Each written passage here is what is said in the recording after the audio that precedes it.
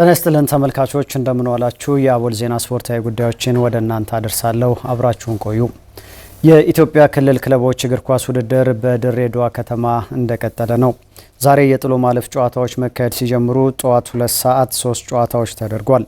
አራዳ ክፍለ ከተማ በአጂ ከተማ፣ አሳይታ ወረዳ በሰርጢ ከተማ በመለያ ምት ተሸንፈው ወደ 16ቱ ዙር ጨዋታ ሳያልፉ ቀርቷል።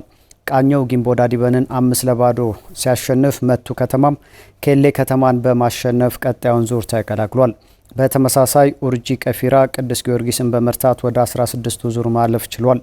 ቀሪ 3 ጨዋታዎች ከቀትር በኋላ 10 ሰዓት ላይ ሲደረጉ መንቆረር ከዙምባራ፣ አዲስ አበባ ፖሊስ ከቴፒ ከተማ እንዲሁም ጊምቢ ከተማ ከለጋሬ ጋር ይጫወታሉ። ነገ ቀሪ 8 ጨዋታዎች ቀጥለው የሚካሄዱ ይሆናል። ሐምሌ 5 የጀመረው ውድድር እስከ ነሐሴ 3 ይቀጥላል።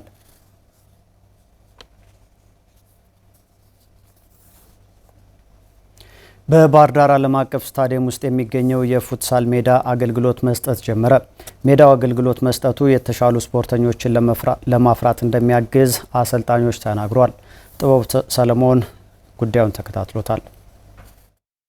በባህር ዳር ከተማ ውስጥ የተሰሩ ከሚገኙ ፕሮጀክቶች ትልቁ የባህር ዳር ዓለም አቀፍ ስታዲየም ነው። በዚህ ዓለም አቀፍ ስታዲየም ግቢ ውስጥ የተለያዩ አገልግሎቶች ይሰጣሉ።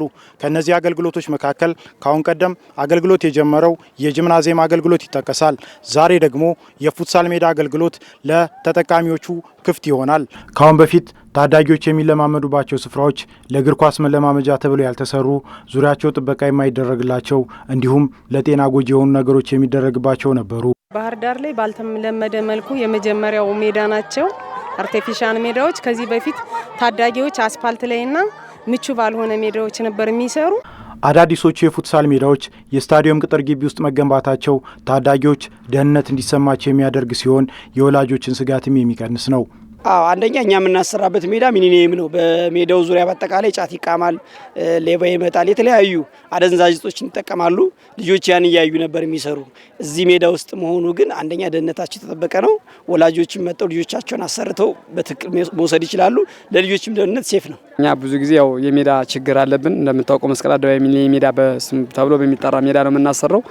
ሜዳውም ደግሞ ንጹህ ባለመሆኑና አቧራ በመሆኑ እንዲሁም በየአካባቢው የሱሰኛ ተጎጂ ሰዎች ስላሉ የተሻለ ሜዳን ማግኘት ስላልቻልን አሁን እንዳጋጣሚ እነዚህ ሜዳዎች በመከፈታቸው እንደዚህ አይነት የሚያማምሩ ሜዳዎች ላይ ለማሰራት እኛም ከወላጆች ጋር ተነጋግረን በተሻለ ክራይ መልኩ የሚሆን በበጎ ፍቃድም ሜዳዎችን አስፈቅደን ለመስራት ከአሁኑ እኛም እየተንቀሳቀስን እንገኛለን።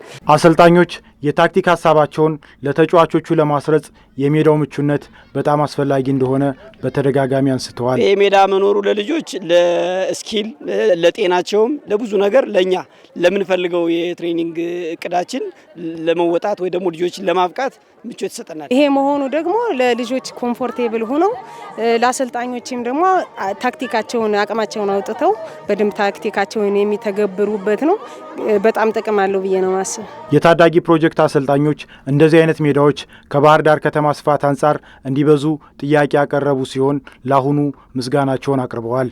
እንደዚህ ሜዳዎች እንደ መጀመሪያ በጣም ጥሩ ናቸው፣ ግን ይብዙልን። አሁንም መብዛት አለባቸው። በየክፍለ ከተማው በየቀበሌው ቢከፈቱ ልክ እንደ አዲስ አበባ እንደ ሲዳማ አይነት ሜዳዎች ቢበዙልን ብዙ ታዳጊዎችን ማውጣት እንችላለን። የአገልግሎቱ ተጠቃሚዎች በትንሽ ገንዘብ አገልግሎቱን የሚያገኙ ሲሆን የስታዲየሙ ኢንተርፕራይዝ በሚያገኘው ገቢ ራሱን ለማስተዳደር አቅም እንደሚያገኝ ያግዘዋል ተብሏል። ኢንተርፕራይዝ ያደረግንበት ዋናው ምክንያት ባለቤት መስጠት ነው።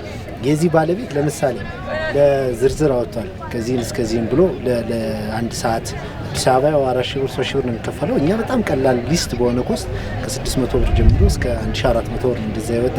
ይህን ገቢ ይሰበስባል፣ መልሶ ደግሞ ሜንቴን ያደርገዋል። በበላይነህ ክንዴ ተገንብተው ለአማራ ክልል ባህል ቱሪዝምና ስፖርት ቢሮ ገቢ የተደረጉት 3 የፉትሳል ሜዳዎች ሲሆኑ 2ቱ ለማንኛውም የአገልግሎት ፈላጊ ክፍት ናቸው።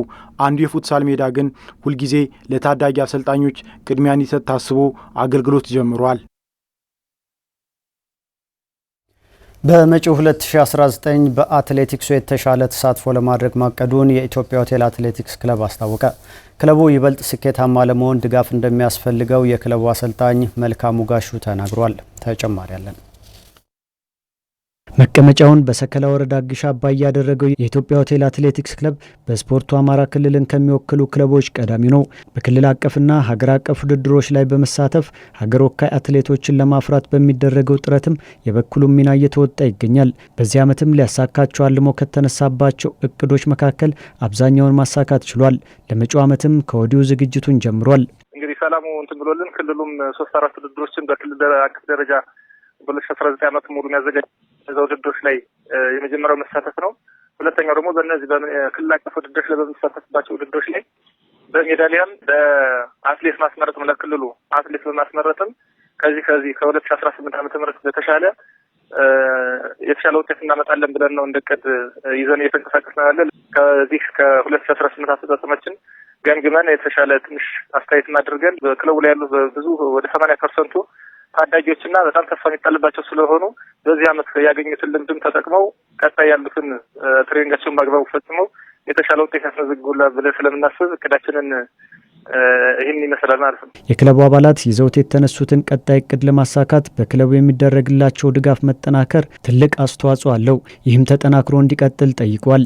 ውጤት ለማምጣት ያው ድጋፍና ክትትሎች ተጠናክረው ሲቀጥሉ የተሻለ ውጤት እናመጣለን። ስለዚህ የመጀመሪያው እንደው ድጋፉ መጠናከር አለበት ስለምናስበው ድርጅታችን ኢትዮጵያ ሆቴል አንደኛ የኑሮ ውድነቱ አሁን ትንሽ ከፍ ያለ ስለሆነ ያንን መቋቋም የሚችል የደሞዝ ጭማሪ ለአትሌቶች ያደርግልን።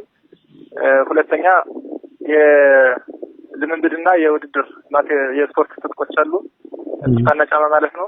እነሱንም ድርጅቱ ከገዛልን እነዚህ ሁለቱን ድጋፍ ካደረገልን በእርግጠኝነት እቅዳችንን አቺቭ እናደርጋለን እናሳካለን ብለን እናስባለን።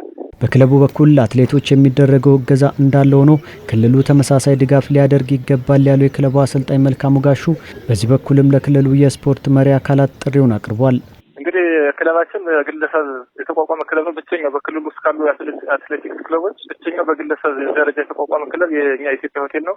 ስለዚህ ይህንን በግለሰብ ደረጃ የተቋቋመ ሆቴልን ክለብን ደግሞ የክልላችን አትሌቲክስ ፌዴሬሽን እና የክልሉ ባህል ቱሪዝምና ስፖርት ቢሮ የማቴሪያል ድጋፍ ቢያደርጉለት የገንዘብ ድጋፍ ሳይደረግለት ቢያንስ ለተወዳዳሪ ለክለቡ አትሌቶች የትጥቅ ድጋፍ የጫማና የቱታ ድጋፍ ቢደረግ ለእነሱ ትልቅ ነገር ነው። ለእኛም ለአትሌቶችም ትልቅ መነሳሳትን ሊፈጥርልን ስለሚችል በክልሉ በኩል በሁለቱም በቢሮ በኩልም በፌዴሬሽኑ በኩልም የማቴሪያል ድጋፍ ቢደረግልን የተሻለ ከእቅዳችን በላይም ውጤት ማስመዝገብ እንችላለን። ስለዚህ እነዚህ በድርጅቱም በቢሮውና በፌዴሬሽኑ በኩል ድጋፍ ያስፈልገናል የሚል አስተያየት መስጠት ፈልገው